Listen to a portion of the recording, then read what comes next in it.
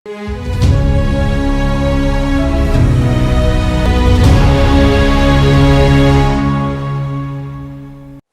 दोस्तों, राजनीति की बातों में आपका स्वागत है। मैं हूं आपका दोस्त धर्मेंद्र कंवारी। दोस्तों, आज हम इस वीडियो में उस हलके की कहानी पर बात करेंगे जो 2009 में बना था, लेकिन बड़ोपल से लेकर भट्टू तक का ये सफर इसने तय किया है।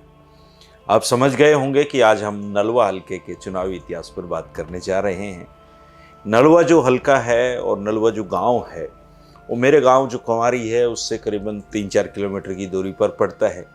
और यहीं पर एक निर्धन वैश्य परिवार में पैदा होकर ओम प्रकाश जिंदल जी ने इतना बड़ा उद्योग साम्राज्य स्थापित किया और हरियाणा की राजनीति में भी वो सफल रहे। तो एक तरीके से आप कह सकते हैं कि नलवा नाम रख के इसको ट्रिब्यूट दिया गया है।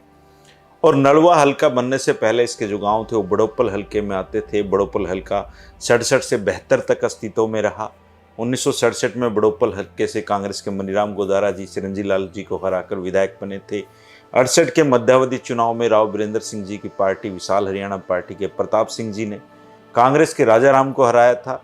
और 1972 में कांग्रेस के मेहरचंद यहाँ से चुनाव जीते थे। उन्होंने आजाद उम्मीदवार कॉमरेड पृथ्वी सिंह गोरखपुरिया जी को हराया था। कॉमरेड पृथ्वी सिंह गोरखपुरिया जी की जो बहन है वो हमारे गाँव में हमारे ही परिवार में ब्याही हुई थी। वो कंवारी खूब आते थे और बचपन में मैं उनके व्यक्तित्व से काफ़ी प्रभावित रहा था। उनसे काफ़ी बातें मैंने सीखी हैं जीवन की। उसके बाद उनके ही गांव के कॉमरेड कृष्ण स्वरूप गोरखपुरिया जी से मेरी दोस्ती हुई और उनके निधन तक वो दोस्ती बनी रही। खैर 1977 में बड़ोपल हलका खत्म हो गया और एक नया हलका बना जिसका नाम भट्टू कला था। 1977 के चुनाव में चौधरी देवीलाल इस हलके से चुनावी मैदान में उतरते हैं और उनके सामने मार्क्सवादी कम्युनिस्ट पार्टी के कॉमरेड पृथ्वी सिंह गोरखपुरिया जी चुनाव मैदान में ताल ठोकते हैं, लेकिन जीत देवीलाल जी की होती है। 1980 में उपचुनाव होता है और कांग्रेस के रणसिंह बेनीवाल चुनाव जीतते हैं लोकदल के संपत सिंह जी को हराकर। संपत सिंह जी का यह पहला चुनाव था और 1982 में संपत सिंह जी पहली बार विधानसभा पहुंचते हैं आजाद उम्मीदवार के तौर पर। उन्होंने कांग्रेस के रणसिंह ठुइया जी को हराया था। इसके बाद 1987 में फिर से संपत सिंह जी चुनाव जीतते हैं कांग्रेस के मनीराम गोदारा जी को हराकर। 1991 में संपत सिंह जी जीत की हैट्रिक लगाते हैं और इस बार भी उनसे हारने वाले उम्मीदवार थे मनीराम गोदारा जी। 1996 में मनीराम गोदारा जी बंसीलाल जी की हवीपा में चले जाते हैं और संपत सिंह जी को हराने में सफल हो जाते हैं। साल 2000 में संपत सिंह जी फिर से चुनाव जीतते हैं और इस बार उनके सामने चुनाव हारने वाले उम्मीदवार थे जगदीश नेहरा जी, जिनका पिछले दिनों ही निधन हुआ है। बहुत अच्छे इंसान वो थे। 2005 में यहाँ से चौधरी भजनलाल जी की नर्सरी के पौधे कुलदीप बेनीवाल जी ने चुनावी मैदान में ताल ठोकी और संपत सिंह जी को हराकर वो विधायक बनते हैं। लेकिन भूपेंद्र सिंह हुड्डा की सरकार बनने के साथ ही वो भी पाला बदल जाते हैं और इसी के साथ ये हलका खत्म हो जाता है और फिर एक नया हलका बनता है दोस्तों, जो हम सबके सामने है। उस हलके का नाम है नलवा। 2009 के चुनाव में नलवा हलके से इनेलो से कांग्रेसी हो चुके संपत सिंह जी चुनावी मैदान में उतरते हैं और चौधरी भजनलाल जी की पत्नी जसमा जी को हराकर विधायक बनते हैं।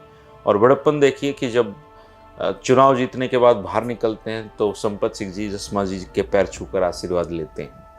2014 में नलवा हलके से इनेलो के रणबीर गंगवा जी चुनाव जीतते हैं। दूसरे नंबर पर रहते हैं हरियाणा जनहित कांग्रेस के चंद्र मोहन बिश्नोई जी। कांग्रेस के प्रोफेसर संपत सिंह जी तीसरे नंबर पर खिसक जाते हैं।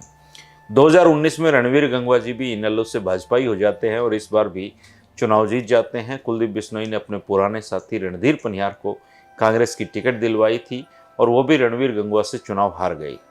इस चुनाव में एक निर्दलीय प्रत्याशी ने काफ़ी सुर्खियां बटोरी थी। ये उम्मीदवार थे चौधरी भजनलाल। ऐसी उनका चुनाव निशान था, लेकिन 472 कुल वोट उनको मिले थे। लंदन में पढ़े लिखे एक युवा प्रत्याशी वीरेंद्र चौधरी जो भोजराज गांव के हैं, उन्होंने भी इस चुनाव में खासी चर्चाएं बटेरी थी। अपना चुनावी अभियान उन्होंने बहुत अच्छे तरीके से चलाया था। जननायक जनता पार्टी के चुनाव पे लड़ते हुए पहले ही चुनाव में वो तीसरे स्थान पे रहे थे, जो एक अच्छी खासी उपलब्धि उनके लिए है। मेरे ख्याल से वो अब भी हल्के में खासे सक्रिय हैं। अब दोस्तों 2024 का चुनाव सामने है और नलवा हल्के में अब किसको संभावित प्रत्याशी और किस उम्मीदवार के पक्ष में आप ये समझते हैं कि नलवा हल्का अपना जनमत सुना सकता है, वो विधानसभा पहुंच सकता है, तो ज़रूर कमेंट करके बताएं दोस्तों आपकी जो भी राय हो, क्योंकि आपकी जो राय है मुझे एक मुकम्मल राय बनाने में मदद देती है कि 2024 में हरियाणा में सत्ता का जो केंद्र बिंदु है या सत्ता का जो सिंहासन है वो उस पर कौन बैठने वाला है। इसलिए कमेंट जरूर करना दोस्तों। जो साथी पहली बार वीडियो देख रहे हैं वो चैनल को सब्सक्राइब कर सकते हैं। पुराना याराना तो चलता ही है, पुराने साथी तो जुड़े हुए हैं। कल फिर मिलेंगे एक और वीडियो के साथ। शुक्रिया, नमस्कार।